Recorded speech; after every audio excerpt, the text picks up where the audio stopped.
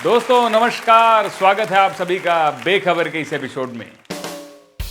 दोस्तों, बंगाल में दोनों चरणों की वोटिंग समाप्त हो गई है और एग्जिट पोल भी आ गए हैं।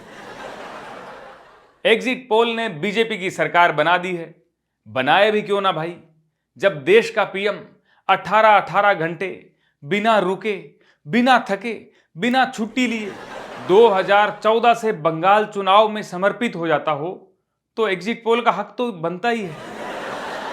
कई लोगों को तो यह भी नहीं समझ में आ रहा कि मोदी जी प्रचार करने निकले हैं या मस्ती करने निकले हैं।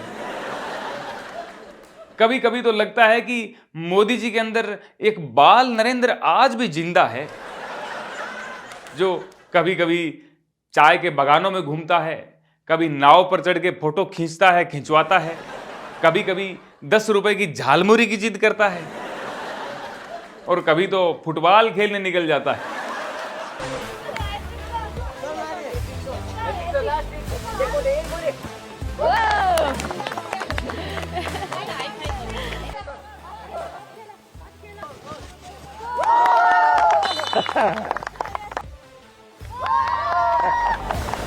फुटबॉल खेलते हुए मोदी जी ने गोल पर गोल दाग दिए। बच्चों को भी मोदी जी के आने से पहले क्या क्या नहीं सुनना पड़ा होगा। बच्चों, मोदी जी से कोई फुटबॉल नहीं छीनेगा, समझ गए? और खेलते हुए 4-5 सेकंड से ज्यादा फुटबॉल अपने पास नहीं रखनी है, मोदी जी को देनी है। मोदी जी जब गोल करें तो आप वैसे ही गोल रोकने की एक्टिंग करना जैसे मोदी जी कर रहे हो, समझ गए ना? जो काम दोस्तों हम स्कूल से छुट्टी लेकर के करते थे, वही काम मोदी जी पीएम पद पर रहते हुए बिना छुट्टी के कर रहे हैं। लेकिन बचपन के सभी शौक पूरे करने के बाद में मोदी जी एकदम से अपने असली रूप में आ गए और काशी पहुंचकर दिखा दिया कि वे कौन हैं। एक हाथ में डमरू, एक हाथ में त्रिशूल।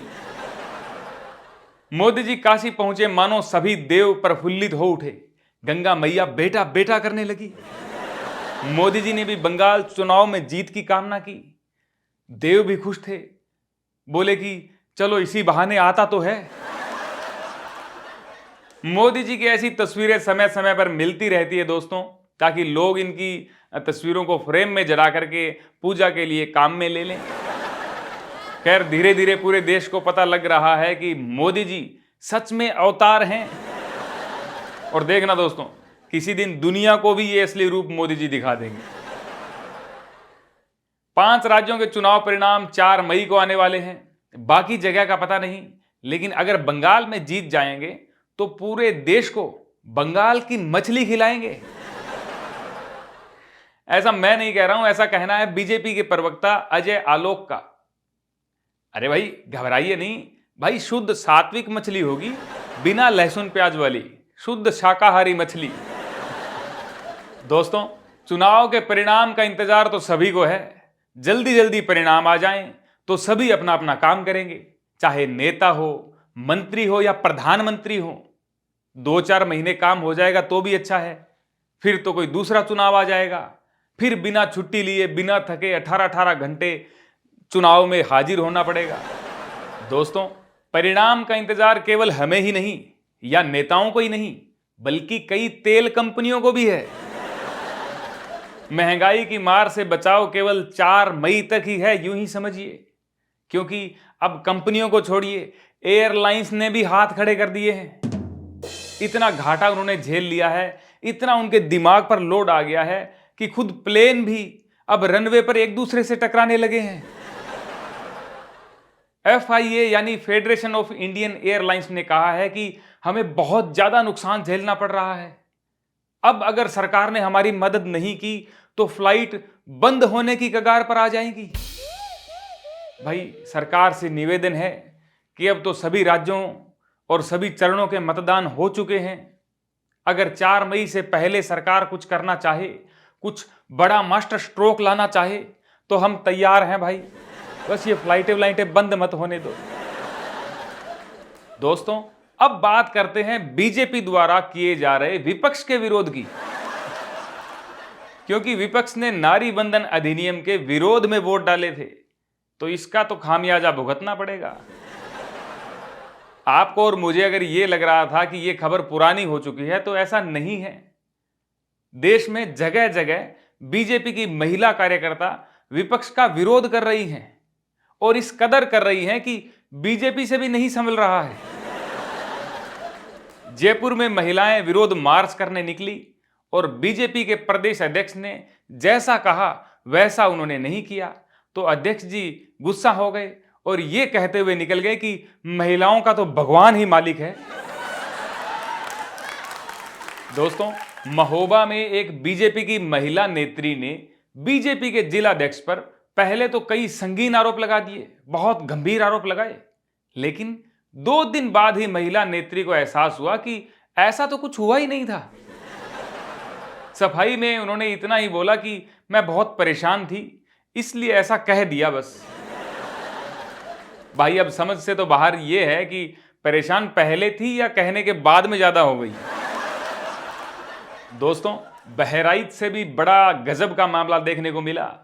एक महिला ने विरोध करते करते अखिलेश यादव का जब पुतला जलाया तो उसी आग की चपेट में खुद ही आ गई और उनका चेहरा झुलस गया।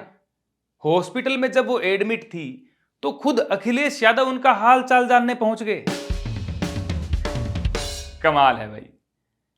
दोस्तों, ये सिर्फ अच्छाई नहीं है उनकी, अगर नहीं आते तो ये भी हो सकता है कि कल को बीजेपी इसे ही मुद्दा बना लेती। भाइयों बहनों, अखिलेश यादव के पुतले ने हमारी महिला कार्यकर्ता का चेहरा जला दिया।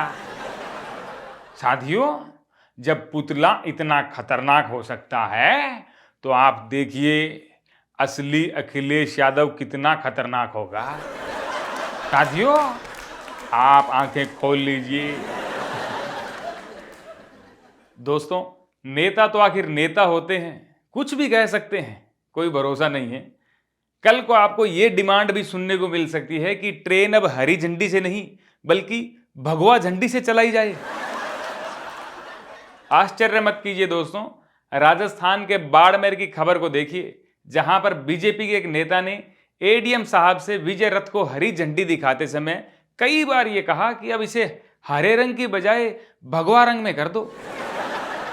ये रंग भगवा करो, गाड़ी करो, 07 देश का वातावरण बदल गया, से भगवा आएगी ना, कर दो भाई, हरी झंडी को भगवा कर दो, लेकिन इस गर्मी से, हीट वेव से बचाव के लिए हरे हरे पेड़ तो इतने लगा दो कि अभी जो मैप भगवा हो रखा है वो थोड़ा सामान्य हो जाए।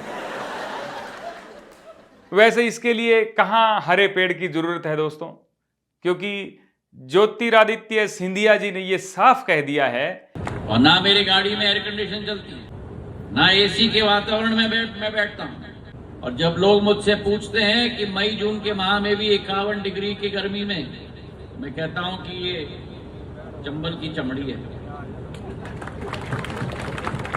और दूसरी बात बताऊं, मैं थोड़ा जवान दिखता हूं पर मेरी आत्मा बड़ी बूढ़ी है। पॉकेट में प्याज ले जाओ, कुछ नहीं होने वाला तुम्हें।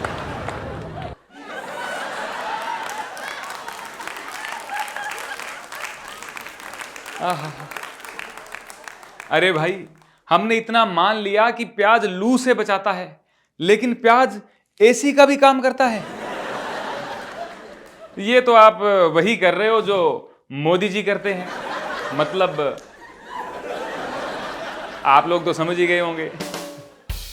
भाई, जब जब जिसकी सरकार होती है उनके मंत्री नेता ऐसे ही बयान देते हैं।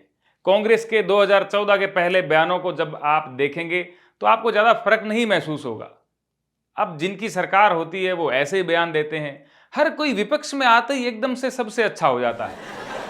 अब ये सब तो बदल जाते हैं समय के हिसाब से, नहीं बदलते तो वो हैं हम लोग और हमारे हालात। दोस्तों, इस एपिसोड में बस इतना ही।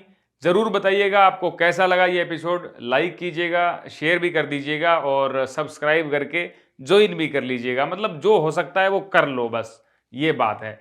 मिलते हैं अगले एपिसोड में। बहुत बहुत धन्यवाद, थैंक यू।